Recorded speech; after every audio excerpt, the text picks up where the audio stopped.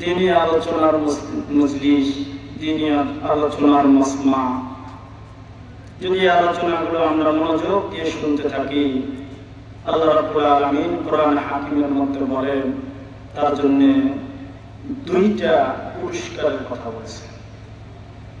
আল্লাহ রাব্বুল আলামিন কোরআনে বলেন ফাবাশশির ইবাদ, পয়গম্বর আপনি আমার বান্দাদেরকে সুসংবাদ দেন, আল্লাযীনা ইসতামিউনাল কওলা ফায়াত্তাবিউনা আহসানা, যারা আল্লাহ রাব্বুল আলামিনের দ্বীনের যে কথাগুলো হয়, আল্লাযীনা ইসতামিউনাল কওলা, যে কথা হয় এই কথাগুলো মনোযোগ সহকারে শোনে, ফায়াত্তাবিউনা আহসানা, আর উত্তম থেকে উত্তম ভাবে আমল করার জন্য অনুসরণ করে।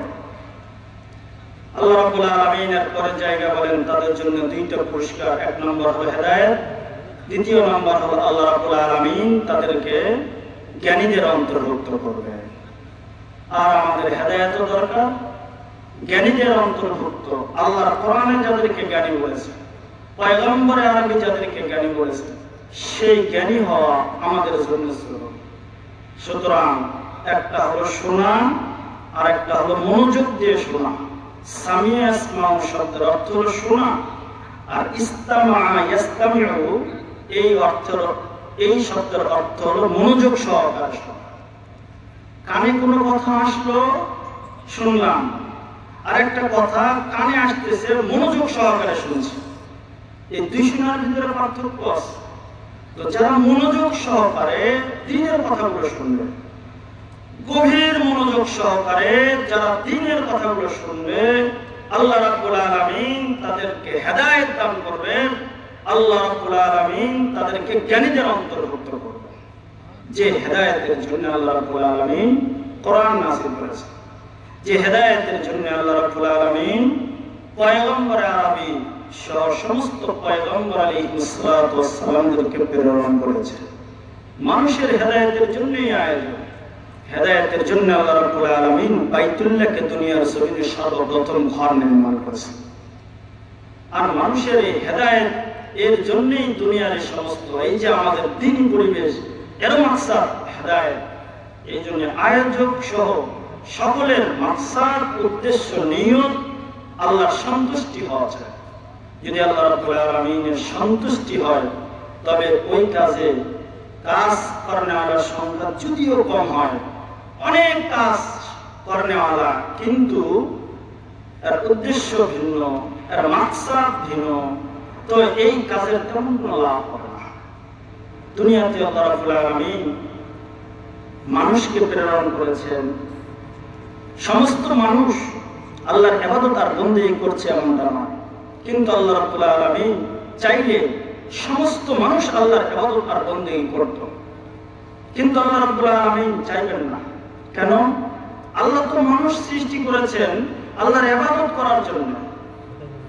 আমা খালাকতুল জিন্না ওয়াল ইনসা ইল্লা লিয়াবুদুন, আমি জিন আর ইনসানকে একমাত্র আমার দাসত্ব, একমাত্র আমার গোলামি করার জন্য সৃষ্টি করেছি। তো মানুষ এবং জিনকে আল্লাহ রাব্বুল আলামিন আল্লাহর দাসত্ব, আল্লাহর গোলামি করার জন্য সৃষ্টি করার পরে মানুষ যে আল্লাহর দাসত্ব আর গোলামি করে না, তো আল্লাহ রাব্বুল আলামিন চাইলে তো তাদেরকে করাতে বাধ্য করতে পারতেন।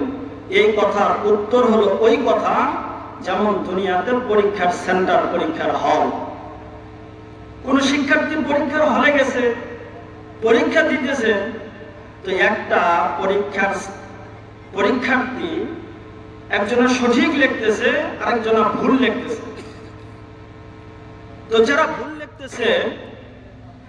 ভুল লিখতেছে তাদেরকে পরীক্ষার হল থেকে বের করে দেয় না। সে ভুল লিখতেছে, তার নির্ধারিত সময় পর্যন্ত সে ভুলই লিখবে, আর যে সঠিক লিখতেছে সেও তার নির্ধারিত সময় পর্যন্ত সঠিক লিখবে। এই প্রশ্নের যে উত্তর দুনিয়াতে সমস্ত মানুষকে আল্লাহ রাব্বুল আলামিন ইবাদত আর বন্দেগী করতে বাধ্য করতে পারতেন, কিন্তু করেন না। দুনিয়াতে কেউ ভুল পথে চললেও চলবে, হেদায়েতের পথে চললেও চলবে। আল্লাহ রাব্বুল আলামিন প্রতিটা মানুষকে ইচ্ছা আর একটা সমজ, ইরাদা আর সমজ, ইচ্ছা এবং বুঝ, এই দুইটা জিনিস মানুষকে আল্লাহ রাব্বুল আলামিন দিয়েছেন, যার জন্য মানুষ হলো মানুষ। এই দুই জিনিস অন্য কোনো মাখলুককে আল্লাহ রাব্বুল আলামিন দেন না। আজকে বিশাল আয়োজন, আমার বুঝ আছে যে এই সমস্ত আলোচনায় গেলে আমি সওয়াব পাবো, কিন্তু আসতেছি না, আসলাম না। আমার ইচ্ছাকে যদি আমি কাজে লাগাই, আসতে পারবো, আমার পাটায় কেউ চিন্তিত দিয়ে বাঁধিয়ে রাখেনি, কিন্তু আসলে আমার লাভ, না আসলে ক্ষতি আমার। এটা বুঝার মেধা আল্লাহ রাব্বুল আলামিন আমাদেরকে দিয়েছে, মানুষকে দিয়েছে। এই জন্য মানুষ সমস্ত সৃষ্টির মধ্যে আশরাফুল মাখলুকাত। ফেরেশতাদেরকে আল্লাহ রাব্বুল আলামিন বুঝ শক্তি দিয়েছেন, ইচ্ছা শক্তি দেন। তারা জানে, বোঝে, বোঝার পরে যাকে যে কাজের জন্য আল্লাহ রাব্বুল আলামিন নিয়ে যেতে করেছেন, এই কাজের বাইরে দ্বিতীয় কাজ করার ক্ষমতা আল্লাহ রাব্বুল আলামিন দেননি। হাইওয়ান জানোয়ার যারা আছে, তাদের ইচ্ছা, চাইলে যেটা ইচ্ছে সেটা করতে পারে, কিন্তু বুঝ আল্লাহ রাব্বুল আলামিন দেননি।